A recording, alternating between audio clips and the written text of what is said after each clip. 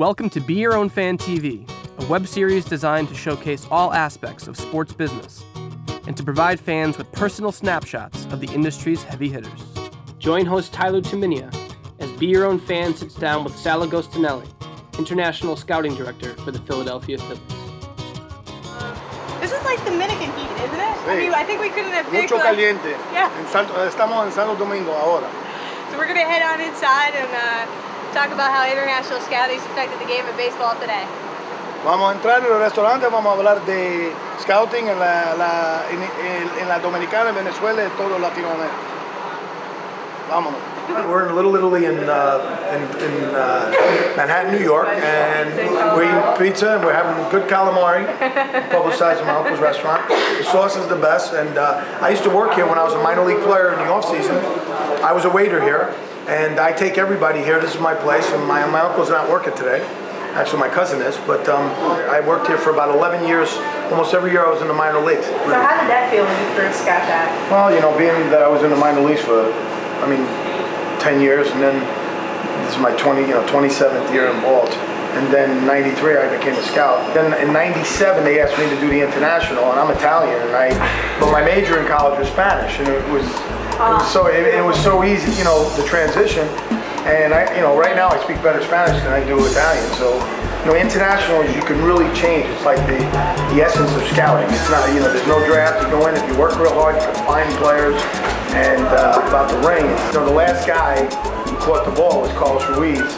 When Alan Lewis, showed him to me and said, he was a second baseman, he said, I really think he can catch. And we put him behind the plate. He showed a great arm, and we signed him for 10 grand. To think about that and watching him 10 years later catch the final pitch of the World Series, it was, it was pretty crazy. You were a catcher with extra energy and motivation and desire. Do you look for that type of player, or is it based on the Phillies' needs? Yeah, I like bats. From an offensive standpoint, I like bats. So I'm an offensive type guy. Yeah. It's hard to find bats. You're looking for athletes, you're looking for speed, and that's what we're looking for, definitely. Got a great body, those type things. But hitting it to me is the hardest thing to do in anything. You signed so many top-of-the-line players from Latin America. How do you go about digging them out? In this business, it's the people that work in the field that, don't always get the credit. And that's one thing that I never want to forget about. Priority to find players in these third world countries. Is it easier to sign in comparison to a lot of the U.S. draftees? In the years past, it was a lot easier. When I first started, you could sign a Latin American guy for 5-10 grand and get something, get a really good player. The Latin American market has really changed. It really has evolved. You have to really be selective of what you get, because it's not as easy to sign guys for those type prices. Yeah. In the past, you were able to sign a lot of players because they were cheaper. Now, the prices are up there. It's not that cheap to sign those guys anymore. In the last 10 years, it's really changed because of the makeup of the kids. You have to know a lot more. Before, 10 grand, you sign a guy. Well, if he doesn't play, it's not a big deal. Now you're giving a guy $3, $4, $5, $8, $900,000. You got to be right. And let me tell you, makeup is a big portion of how good a player will be. Yeah, see, because you were just at that point of 10 years ago, the geoeconomic climate of an actual country, like you just said, would play into a part as far as getting these guys to sign. Are the agents different to deal with internationally than they are in the U.S.? Absolutely. In Latin America right now, most of these guys have bird dogs, and I particularly think that bird dogs, what they call boscons, which to me, I think they play a huge role. Boscon will take 10 kids, and he'll come to you and say, look, I want to train your kid when he's 14 years old. He puts a lot of time and effort, throwing batting practice to this kid. What happens when he comes down to time for him to sign, he's going to take a big percentage of that bonus. Yeah. But really, without those guys, I don't know if baseball would be that big in the Dominican Republic, especially, and in Venezuela.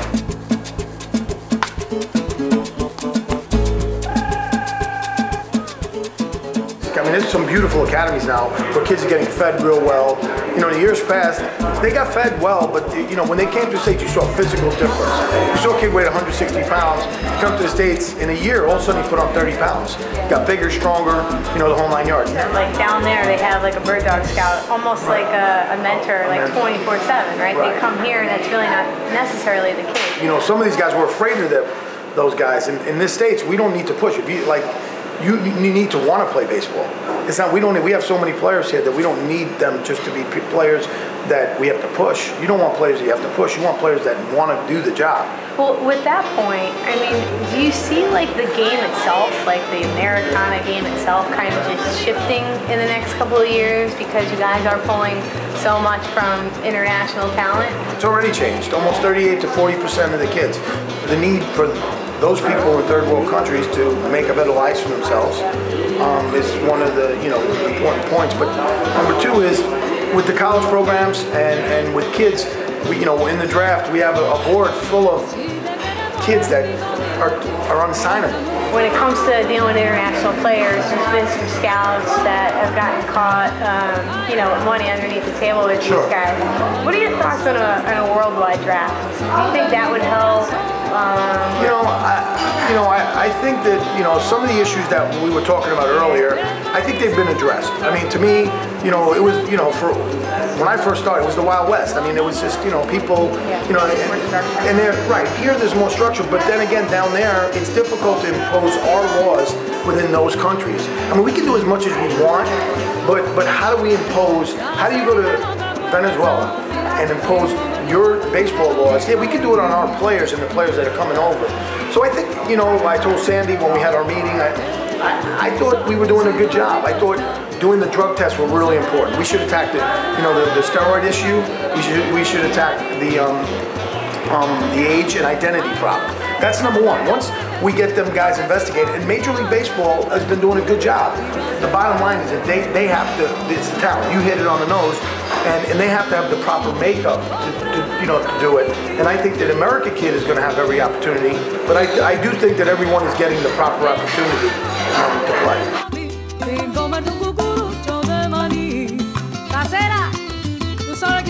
Thanks for tuning in. Until next time, you can suggest future guests and check for series updates by following Be Your Own Fan TV on Twitter.